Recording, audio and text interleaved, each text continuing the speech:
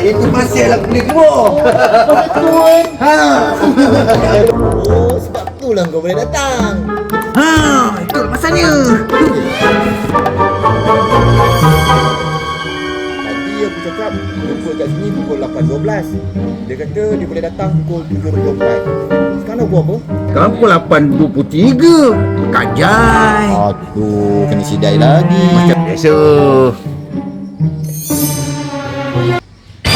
Oh, abang ada. Kau apa konon? 7.24. Kononnya. Aduh. Allah. Minta maaf. Allah. Sorry lah. Aku terlewat sikit tapi selalunya aku lewat banyak. Tahu dah. Kau tahu, masa aku keluar tadi, dekat sebelah rumah Smoke tu, lorong tu, line tak clear. Aku patah balik pergi ke rumah belah rumah Watok tu. Pun line tak clear. Ya juga. Tapi sebab benda ni punya pasal, aku U-turn pula masuk ke belakang rumah Walk On ke apa nama orang tu? Walk on. Walk On lah.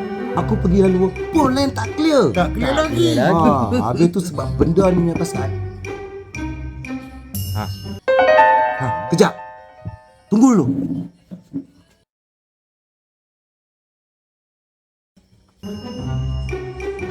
Kunci motor tak ambil.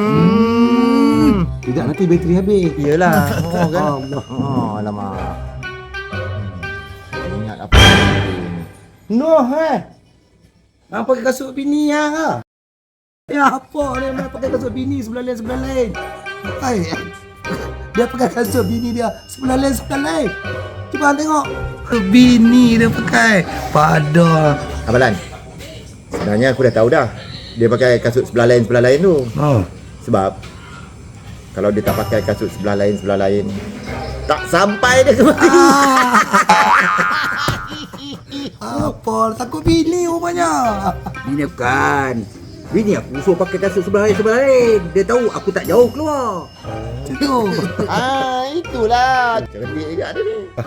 Hidup. Macam tu. Jom. Abang Lan. Projek kita macam mana? Jadi. Jom. Jom.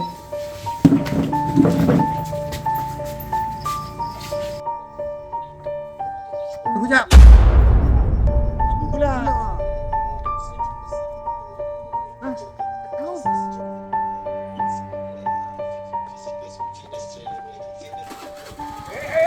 Apalan? Hutang aku bila nak bayar? QR boleh QR. Uish. Mana mau pula? Aku nak cash. Cok. Pinjam kau. Nak bagi hutang ni, Cok. Abang Lan, kalau pinjam duit orang Abang Lan, kena bayar Abang Lan. Betul. Kalau pinjam duit aku, memang aku tak bagi. Pakai kau abang ni. Bi, bayar Bi. Bayar. Aku pula yang kena bayar. Abang Lan ada berapa? Apa dah ni ada upan medik? Aku Ni QR apa tak boleh. Allah RM14 kau tutup dekat sini. Habis aku nak kena bagi berapa ni? Hang bagilah 14. Aku pun ada duit RM9. Dah cukup kita dah. Allah. Tambah kan? Apa lah? Ambil. Ikhlas ni. Tak ikhlas. Ambil. Settle lah dengan cara aku sampai bila-bila. Kalau cara aku bawa pergi mahkamah. Ingat. Lain kali mampu aku nak bagi. Allah RM14. Sen. Tadi. Abang Lan. Hutang aku tu Abang Lan jangan tak bayar macam hutang apa itu. Aku bayarlah. You my friend, I my friend, you my friend, you my friend, everything my friend. Juga kan friend takkan abang takkan nak tipu aku. Tapi projek kita ni jadi kan? Projek. Kalau jadi jom. Apa ni? Jom.